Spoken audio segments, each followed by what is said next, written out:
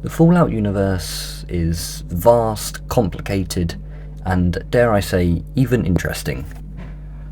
As a Fallout fan myself, I want to expand on this lore, and since I'm bored in my spare time, make a series of videos explaining the lore, starting from the plot lines, going all the way to characters, locations of things, everything like that. So we're going to start from the very beginning of the game franchise. Fallout, a post-apocalyptic role-playing game.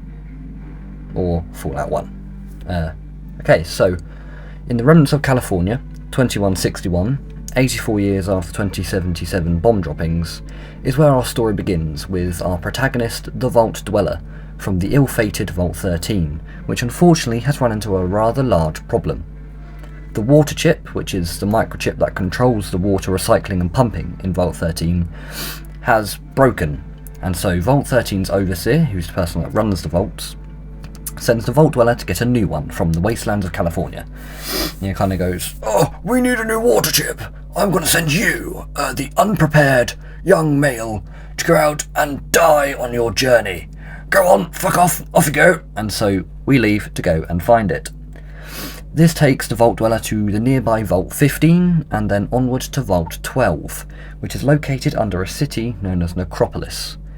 Now, Vault 12, we'll see that in another video, all about certain vaults and their stories, because Vault 12 is actually very, very interesting. But anyway, Vault 12 is overrun with irradiated ghouls. They're humans that have been disfigured by radiation and turned to ghoulification, which makes them look like zombies, pretty much. So under the city of Necropolis, which the ghouls have built on top of Vault 12, he goes into Vault 12, takes the water chip, and yeah, he finds the water chip, and decides to head back for Vault 13. On the way back to the Vault Dweller finds a small settlement known as Shady Sands. It's pretty shit looking, only a couple of houses. This will become one of the biggest plot points in the later game, so remember Shady Sands. Anyway, it's here, in Shady Sands, that he finds out about a new threat to the wasteland: super mutants. They're big arse ogre looking creatures, but less funnier than Shrek, pretty much. Yeah, and he tracks this information down to the religious zealots, the Children of the Cathedral, which is actually led by a super mutant known as the Master.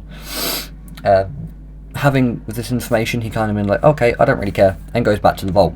Anyway, the overseer of Vault 13, upon getting the microchip back, is like, yep, well done, I have a new task for you. I mean, bloody fucking hurrah, we've got another one.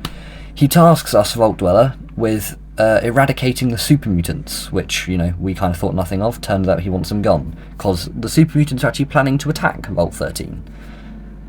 So that leads our Vault Dweller to uncovering a conspiracy within the Children of the Cathedral. It actually turns out the Master is kidnapping humans, hence why he wants Vault 13, and turning them into super mutants with a pre-war genetically modified virus known as FEV, or the Forced Evolutionary Virus. It's contained in big green vats in this old military installation, which the Master runs. So as it's a role-playing game, there's different ways to end this mission, but ultimately it ends with the vat's destruction and the death of the super mutants and the Master, and the Vault Dweller returning to the vault once more. However, upon your arrival, the Overseer looks you straight in the face, goes, "You're a hero! You've done a very good job, you've saved us, but you can't come back here." And he denies your entry to the vault, and you're like, well, geez Louise, thank you, Mr. Overseer, why the bloody hell not can't I come in? And he apparently, it's really, really fucked up. He just goes, "You may be a hero, but you'll inspire future generations to leave the vault, which goes against all our hard work of keeping the vault running." That doesn't make any sense. And so basically he tells you to fuck off and never return. So that is how Fallout 1 ends, with the Vault Dweller having gone his entire journey to save Vault 13, only for them to chuck it back in his face. And that's the end of Fallout 1.